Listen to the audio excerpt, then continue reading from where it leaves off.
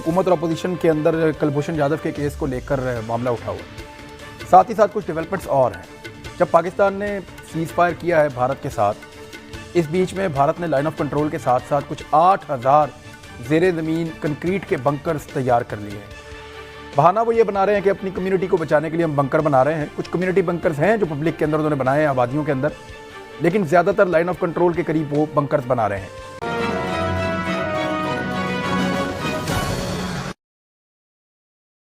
फौजी नौयत के दिफाई स्ट्रक्चर्स हैं। इसके अलावा कुछ 10,000 बंकर्स के ऊपर मजीद काम चल रहा है, तो 18,000 बंकर्स भारत वहाँ पे तैयार कर रहा है। भारत इस वक्त मकबूजा कश्मीर में बहुत बड़े पैमाने पर फौज को तैनात कर रहा है। फौजी बहुत बड़ी तादाद में वहाँ पहुँच रहे हैं। जो मकामी क़यादत है वो ये बता रहे हैं कि हमने इस तरह की नकलो हरकत कश्मीर में उस वक्त देखी थी जब 2019 में 5 अगस्त को भारत ने वहाँ का खसूसी स्टेटस ख़त्म कर दिया था कश्मीर का। उस वक्त भारत ने इस तरह की हरकतें की थी और इस तरह फौज आई थी, और वही सब कुछ हमें अब दिखाई दे रहा है यहाँ पे मकबूजा कश्मीर में होता हुआ। वहाँ पे बहुत सारी अफवाहें हैं जिनमें से बहुत सारी चीज़ें जो हैं वो सामने भी आ रही हैं। भारत ने एक नई चीज़ डिसाइड की है कि वो शुमाली कश्मीर को लेकर उसको जोड़ेगा जो है वो लद्दाख के एरियाज़ के साथ, और लद्दाख रियासत लद्दाख बनाएगा, और फिर जम्मू के इलाके को जोड़ेगा जनूबी कश्मीर के साथ, और वहाँ जम्मू एक रियासत बनाएगा। जहाँ से मुझे बात का आगाज़ करना है कि क्या भारत को ये सब कुछ करने का मौका दिया जाएगा?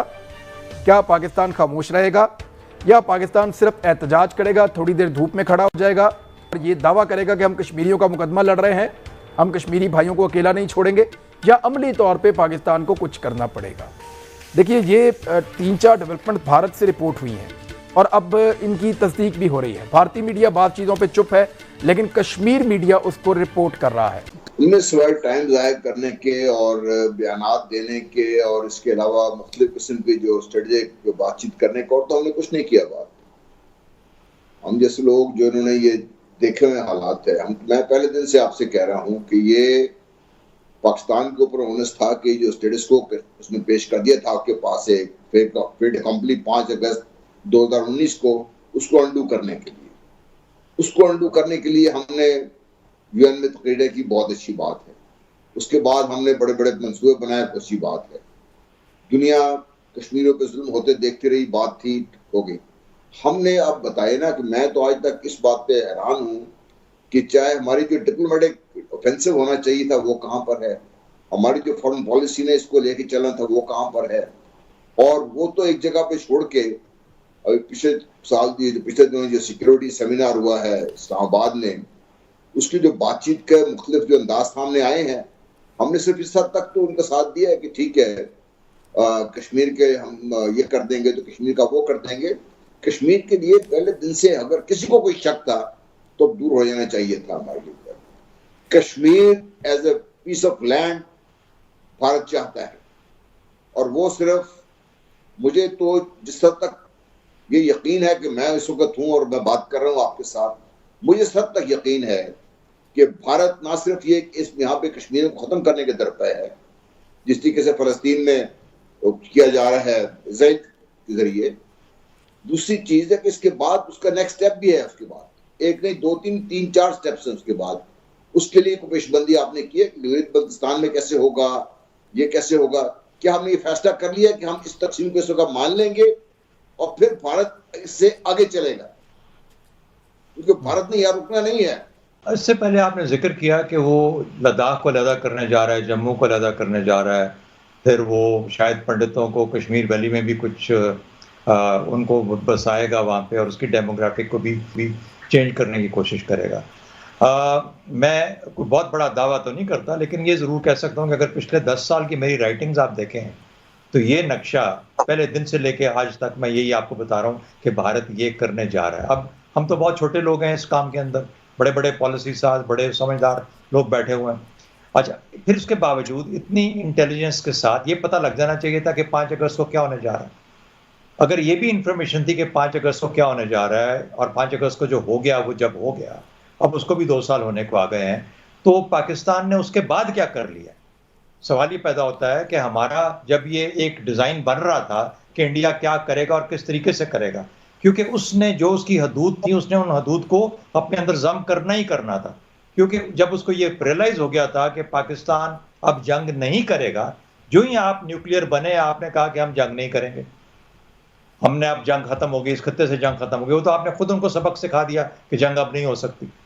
अब जब जंग नहीं हो सकती तो फिर यहाँ एक ही रास्ता रह गया, बातचीत का।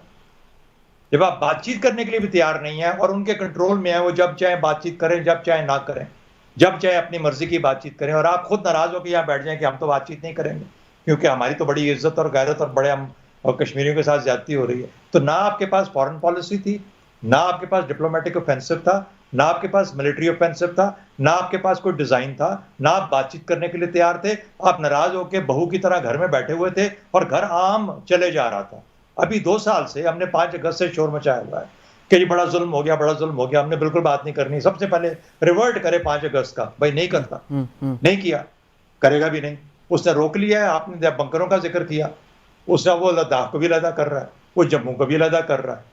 वो कहेगा कि अच्छा किसी ने कुछ करना है तो कश्मीर वैली के साथ मिल मिला के करना है तो कर लो। लफ्ज कश्मीर को खत्म ही कर दिया उसने। लफ्ज कश्मीर वो कह रहा है, ये कश्मीर रह जाएगा, वैली तक रह जाएगा, बस that's all, nothing else. Sir, budget के अंदर हुकूमत के पास कितना मार्जिन है कि वो पब्लिक को रिलीफ देने में कुछ कर पाए? लेकिन जी बात ये है, मैक्रो इंडिकेटर तो ठीक है लेकिन नहीं, इकॉनमी जो है वो अपॉर्चुनिटी कॉस्ट का नाम है। एक तरफ आप ठीक करते हैं, दूसरी तरफ आपको प्रेशर पड़ता है। अब मिसाल के तौर पे 2 प्रेशर आपके पास बहुत बड़े हैं। पहला प्रेशर ये है कि आपने जो परफॉर्म करने वाली इंडस्ट्रीज़ हैं उनको मराते हैं टैक्स में देनी है या वैसे पैसे देने हैं, जो भी आप करना चाह रहे हैं ताकि वो कंपैटिबल हो जाए।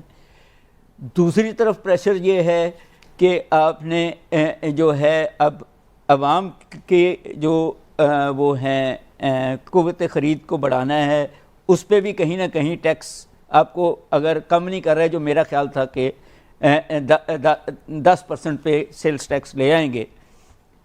अब ये दोनों के बरक्स एक तीसरा प्रेशर है कि जी आपने इस बजट को 7.5 से उठा के 9.5 पे लेके जाना है, तो 2 ट्रिलियन बढ़ाना है।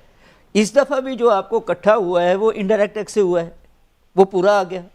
और जो डायरेक्ट टैक्सेस थे 2 ट्रिलियन आने थे, आपको 1 ट्रिलियन आया है। कोविड की वजह से प्रेशर भी था एक जी। तो आप अब क्या करेंगे? आप फिर क्या बिजली की कीमतें आप नहीं बढ़ाना चाहते, मगर कहीं से टैक्स लाना है, आपने पेट्रोल की पे टैक्स लगाएंगे, आप नोट छापेंगे, आपने कर्जे लेने हैं, आपके अंदरूनी कर्जे बड़े हैं, बैरूनी कर्जे कम हुए हैं, मगर एक सब्सटेंशियल लेवल पे अंदरूनी कर्जे बड़े हैं। 41% पिछले बजट में जो आज ख़त्म हो जाएगा, 41% तो पिछले कर्ज़ों के सूद दे रहे थे आप अगर उसको 20% पे नहीं लाएंगे तो आपके पास वो गुंजाइश ही नहीं है जो आप करना चाह रहे हैं। फिर चैलेंजेस हैं फिर भी। जी चैलेंज तो बड़े ज़बरदस्त है ना जी, कि पिछले बजट में सिर्फ 7% पैसे थे गवर्नमेंट चलाने के, फेडरल गवर्नमेंट। आप कहाँ से और पैसे लाएंगे? आपने डिफेंस भी देनी है, वहाँ भी करना है, आपने कर्जे भी देने हैं, आपने पेंशनें भी देनी है।